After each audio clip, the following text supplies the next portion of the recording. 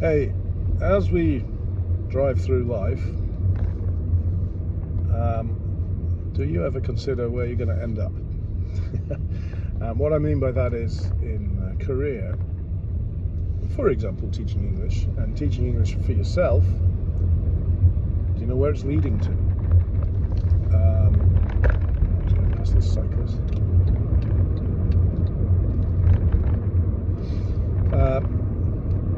Put it another way, if you're working for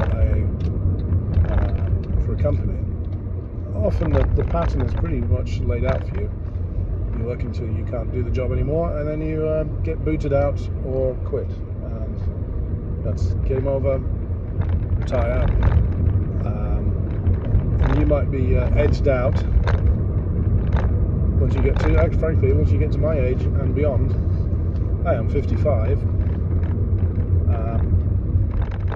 So that's the usual pattern, and if you're lucky you're in the pension scheme, but even so you probably don't think about retirement soon enough.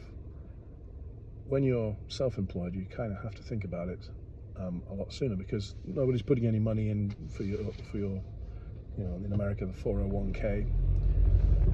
I've talked about it before, but in Japan there are two vehicles, if you like, that will help you. The IDECO is you can invest in the stock market into index funds, and the great advantage of that is it takes off. You invest and you don't have to pay tax. You invest before you get taxed on it, so it's like it's a deduction from your income, and you can pay. I think it's gone up. I think it's about 74,000 yen per month. Please check. I'm still paying 68,000 yen per month. I'm on the older system. That's one thing. The other thing you can do is NISA, Nippon Individual Savings Account, and that by hook or by crook you can put up to, I think it's about 3.6 million yen per year. It's not tax-free. You've already been taxed on it. It's your savings. But once you cash in, let's say you invest for 10 years or something like that, and then you take your money out, you pay zero tax. That's a great thing. So those are the two vehicles that are worth looking into: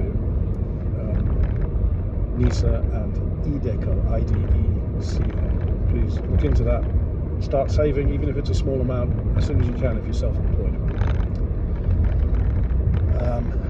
I've been doing that for 7 years, and it increases a lot, and it gives you options. And so now, as I'm 55, I don't really have enough to retire yet, but I can see the end of the tunnel, and it's looking a lot healthier having savings. Whoops, just get past this truck. It gives you options. The other thing to consider is, you may think, well, I won't even think about it, I'll just keep working for my company. I would say that's maybe a mistake, because it's all or nothing if you work for a company. If you work for yourself, my plan of action is to wind down little by little over the next 5, possibly 10 years, probably not, but next 5 years, wind down.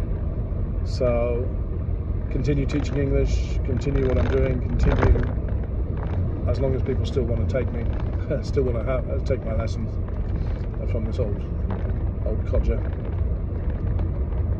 But I can wind down on my own terms, and what that looks like, I'm not quite sure, but it will probably be,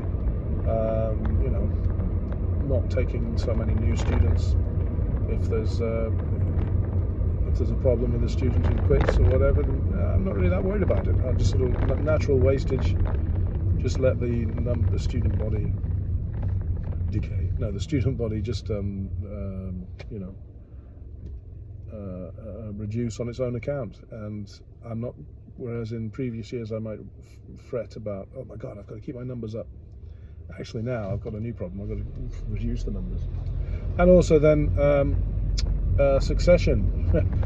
My business, such as it is, I mean, it's a business that keeps my wife and myself gainfully employed, and one assistant.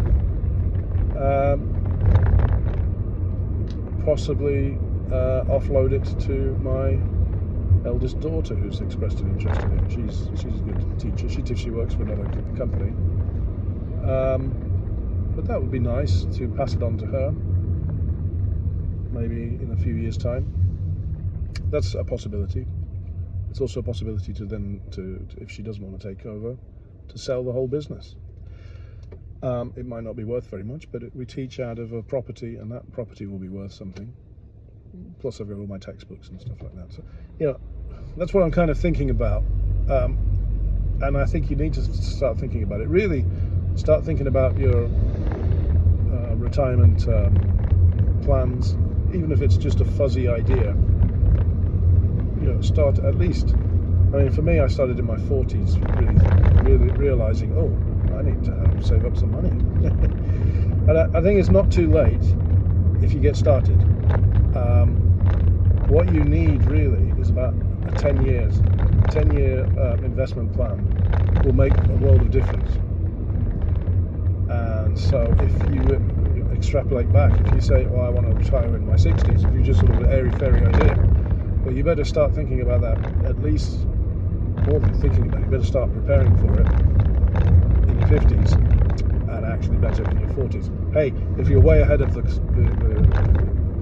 team, way ahead of the game in your 40s, start putting money away for your retirement. If you can do it in your 30s, fantastic. Then you're into the FIRE realm, the financial independence, retire early people. I was too late for that. I missed the boat. Didn't know anything about FIRE. That's another thing to look into. If you don't know what I'm talking about, look up Mr. Money Mustache and his one big video where he talks about the mathematics of retiring early. And I think he retired when he was 30. He worked like a banshee until he was 30, and then has been coasting since.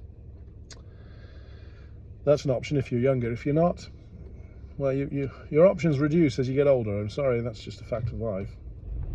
But ignoring it and pretending it isn't going to be a problem, or it isn't something to think about, is the right response. If anything I've said here is of interest to you, there's so many things you can watch on video on YouTube. Not a lot of it is designed for people like us living in Japan, foreigners living in Japan who are thinking about retirement. There is the famous Retire Japan, is it .com? It's a Substack. If you look up Retire Japan, and it's run by Ben Tanaka or Ben Sheeran, is his name? I'm not sure, but anyway, that is a wealth of information, and that will you'll find what you're looking for there, and it's pretty unbiased material. Ben sells courses, but essentially you can do everything. You don't have to pay him a penny, and you can find out what you're doing. It's certainly changed my life. So there we are. Anyway, I'm getting close to home, so I'm gonna log off, see if this video worked. If it did, you'll see it. And anyway, so just some things to consider as you get older. Think about what's Plan B. What are you going to do when you get out of here, when you retire completely? I would say that being self-employed is sort of like a semi-retirement. Oops. Let's see if I go here. It's a very narrow road. Being self-employed is a semi-retirement because you are your own boss. You start doing your own, taking care of your money more.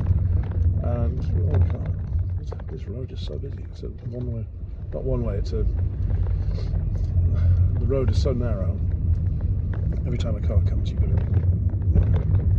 perform a minor act of surgery to get past. Anyway, so actually I think I'm kind of very prepared. I watched some retirement videos on YouTube of people, and there's a lot of or I'm not working for a company, you know, you've got to set up my own friendship circles, and I don't know how to motivate myself, or I had everything planned for me and now I have to think about things myself. All that stuff is sort of like I've already passed through that as a self-employed person.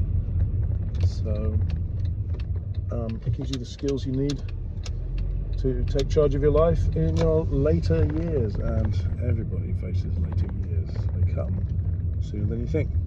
Okay, I'm back home now, and see you next time.